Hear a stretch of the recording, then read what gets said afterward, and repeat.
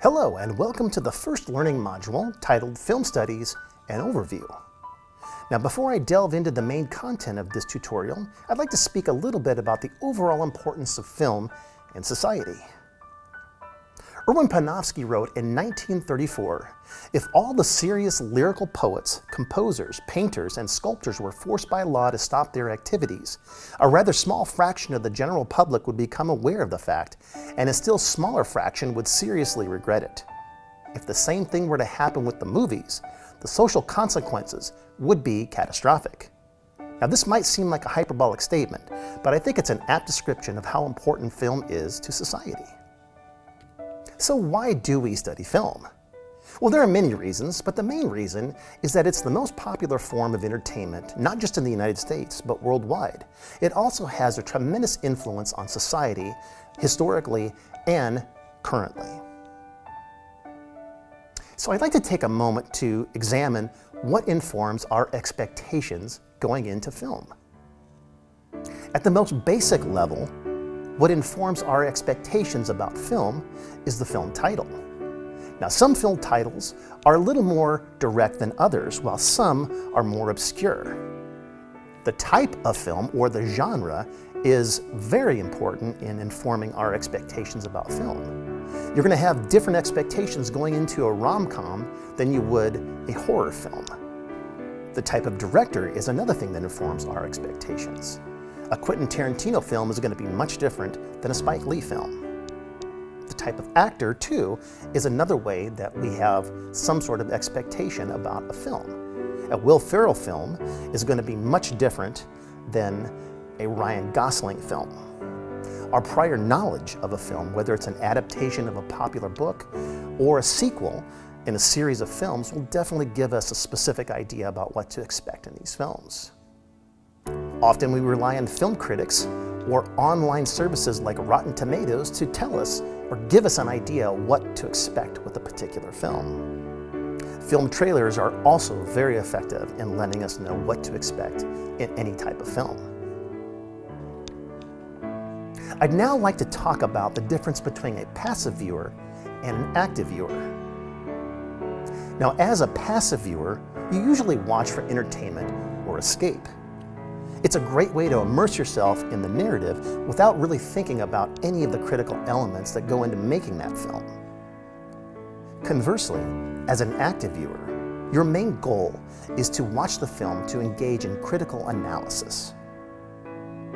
As an active viewer, you can also have a better idea about how to identify some of the themes and motifs and other important details about a film and any social commentary that the filmmaker might be trying to convey. In order to conduct better critical analysis about a film, we need to watch a film in the optimal viewing environment. Now, obviously, if you can watch a film in the theater, that's the best way to see it. But many of us watch films at home or outside of a theater. And we're going to look at some of those conditions that I recommend you follow in order to be able to conduct proper critical analysis. At the most basic level, it's best to watch a film in one continuous sitting without any interruptions.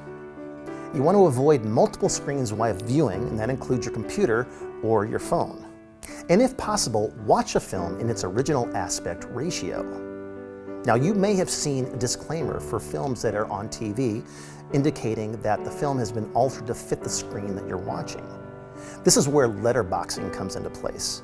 It allows us to watch a film in the original aspect ratio intended by the director. I'd like to now spend some time talking about the three basic film styles that we study. Now, there are many different styles of film. We talk about genre, or we talk about different film movements, but at the most basic level, there are three that we study in film. The first is realism. This is usually associated with documentary film, but it applies to all different types of film. Then there is formalism. This is often associated with experimental or avant-garde films, but this style is in many different types of film. And finally, there's classicalism.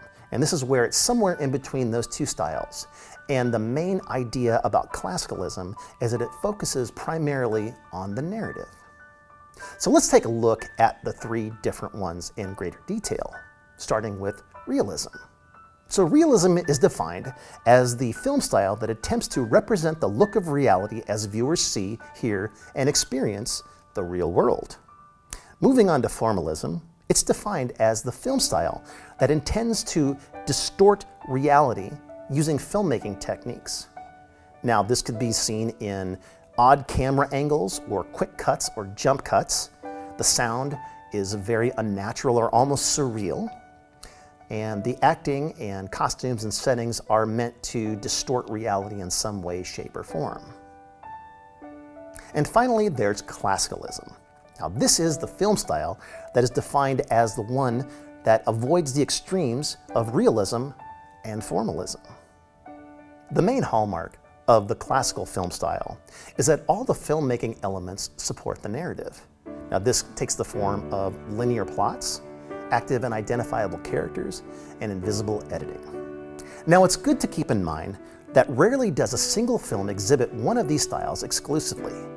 Most films, especially modern films, have a combination of all three of these styles, but typically one does tend to dominate.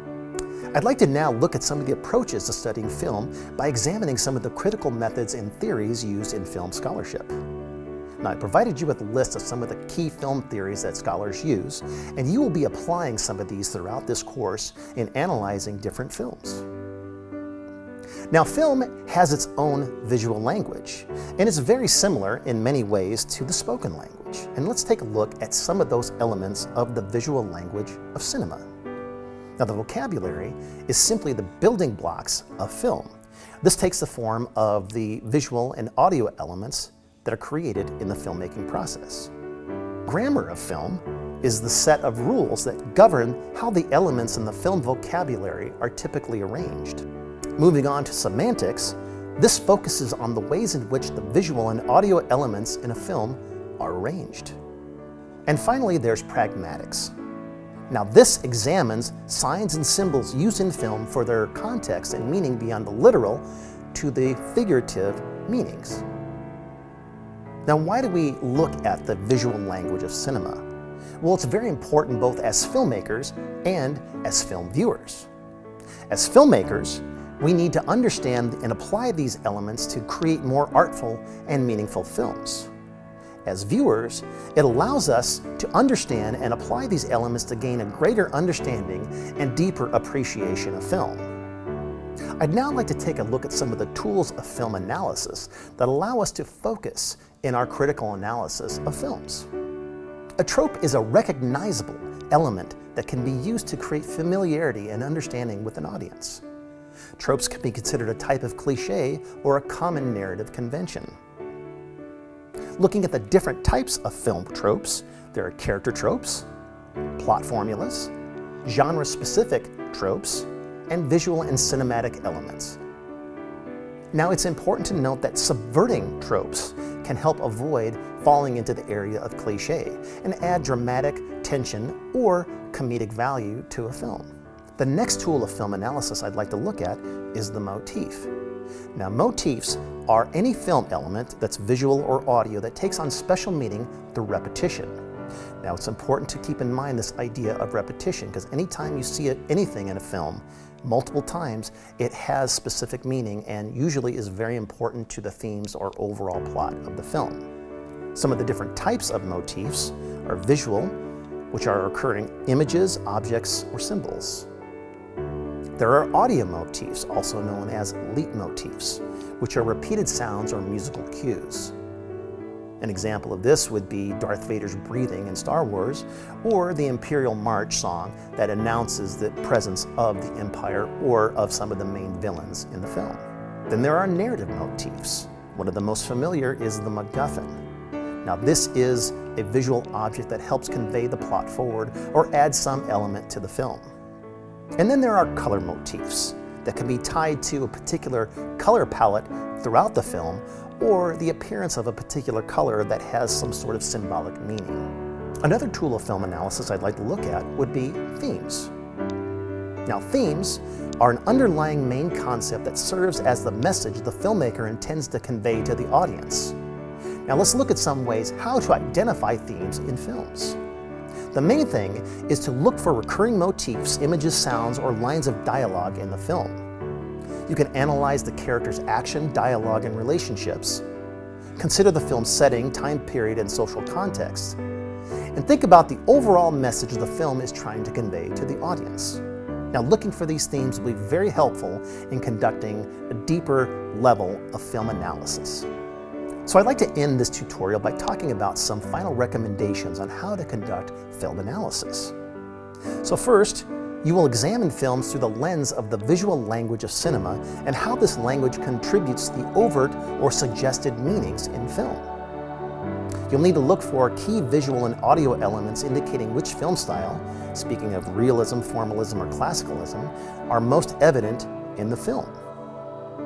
It's also important to identify and evaluate any motifs, those recurring elements and themes in the film for their significance to the plot and potential social commentary. This concludes the film analysis tutorial. It's now time to move on to the film clip viewing assignment for this module.